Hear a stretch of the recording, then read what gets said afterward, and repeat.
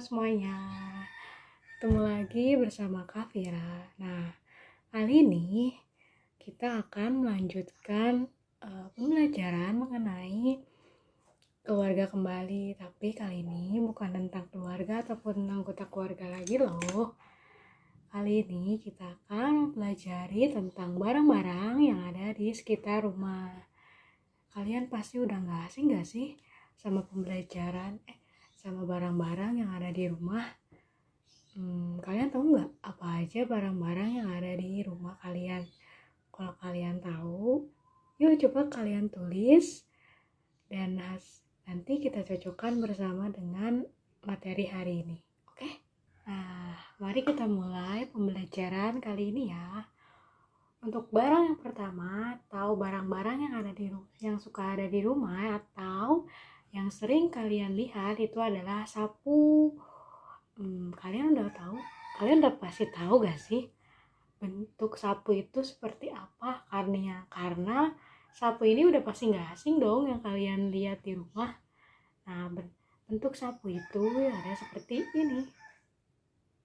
Nah, karena kalian sudah melihat dan tahu bentuk sapu itu seperti apa, selanjutnya aku mau tanya nih, kalian tahu gak sih fungsi atau kegunaan sapu itu untuk apa? Coba dong tulis. Kalau misalkan sama, nanti aku kasih nilai 100, oke? Nah, udah kalian tulis belum? Nah, kalau udah, ya aku sebutin satu persatu.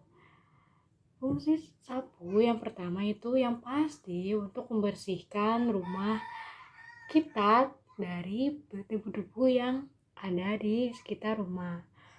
Kalian udah pasti sering lihat dong gimana setiap pagi, siang, sore ibu kalian suka membersihkan halaman rumah dengan menggunakan sapu. Nah, itu fungsi awal atau fungsi yang utama dari kegunaan sapu. Selanjutnya kita akan masuk ke benda yang kedua. Nah, untuk barang yang kedua yang berfungsi untuk sama-sama membersihkan rumah kita agar terlihat bersih, yaitu pel. Kalian tahu gak sih bentukan pel itu kayak gimana? Pasti gak asing dong bentukan pel yang itu seperti apa. Nah, bentuk pel secara umum adalah seperti ini. Nah, setelah melihat bentuk pel, kalian pasti udah tahu dan gak asing juga gak sih kayak fungsi pel itu sebenarnya untuk apa sih? Nah, fungsi pel yang sebenarnya itu adalah sama seperti sapu tadi, yaitu untuk membersihkan rumah kita dari debu-debu yang ada di rumah. Fungsi pel ini sebenarnya lebih spesifik lagi karena kalau sapu itu membersihkan secara kering, maksudnya keadaan lantai kita atau sekitar rumah kita ketika hendak disapu itu harus kering. Nah, sedangkan untuk pel itu dalam keadaan basah. Jadi pertama-tama nanti kita akan membutuhkan yang pertama itu pembersih. Pembersihnya itu untuk membersihkan kuman-kuman yang ada di lantai. Biasanya itu termasuk ada wangi-wangi juga kayak wangi buah atau yang sebagainya. Yang kedua, kita memerlukan ember dan air, karena pel itu kalau saat mengepel lantai itu harus dalam keadaan basah, setidaknya sih kain pelnya itu terkena cairan. Nah, yang ketiga baru kita memerlukan alat pel. Nah, kalian sudah mempelajari tentang alat-alat apa saja yang membantu untuk membersihkan rumah. Nah, selain itu ada juga alat-alat yang membantu dalam kehidupan sehari-hari loh.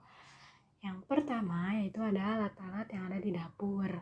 Contohnya ada tabung gas, ada piring, ada gelas, ada kompor juga, dan sebagainya. Kalian bisa melihat barang-barang tersebut di dapur rumah kalian ya.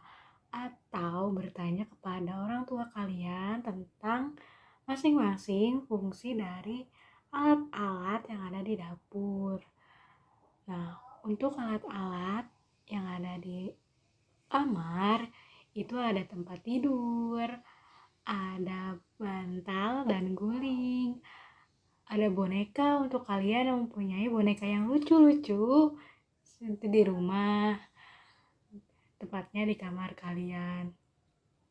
Untuk di ruang keluarga itu ada kursi, ada meja, ada TV, ada kulkas, dan sebagainya. Nah, karena kali ini kita telah mempelajari tentang apa itu alat-alat yang ada di rumah, seputar alat-alat yang membantu dalam pekerjaan sehari-hari. Kalian jangan lupa mempraktekkan untuk membantu kedua orang tua kalian ya. Misalnya kalian membantu ibu kalian nyapu atau ngepel. Jika kalian belum tahu bagaimana caranya untuk menyapu dan ngepel, kalian bisa tanya kepada orang tua kalian ya.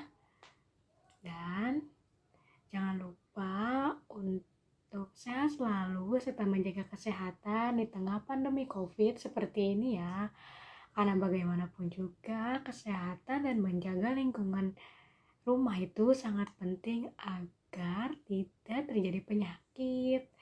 Terima kasih telah menyimak pembelajaran bersama Kak Fira hari ini. Sampai bertemu lagi di pembelajaran berikutnya. See you.